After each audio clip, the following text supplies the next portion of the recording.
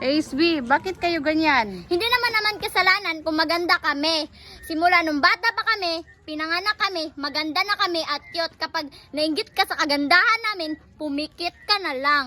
At saka hindi din namin kasalanan may iPhone kami, no? Kasi mayaman kami. Alam nyo yon, kaya may iPhone kami. Kaya hindi na kayo matingalan yan.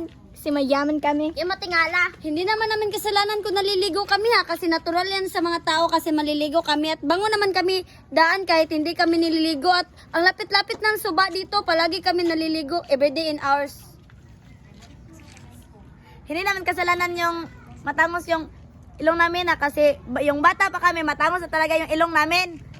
May half kami. Hindi naman namin kasalanan kung maputi kami kasi bigay yan ng Diyos sa amin. Oo nga. At saka ano namang problema kung mag-sexy kami? Hindi naman namin iniling na maging sexy kami. At saka bakit naman kayo magalit kung sexy kami? Oo nga. Inggit lang kayo. Inggit lang kayo. Kasi Pag-inggit namin, Pumikit ka na lang. nainggit kayo kasi galit sa hindi mga kayo pangit. naliligo, ang baho-baho nyo, Oo ang nga, hindi kayo itim-itim. mabuti, ang Hindi kayo itim nyo. Mayaman kami. maganda dito sa mundo. Pag-inggit, pumikit kami. Yung ilong nyo flat, Kami lang maganda dito sa Kasi mundo. matangos ang ilong namin. yung ilong nyo flat, Parang ligid. Parang palwa.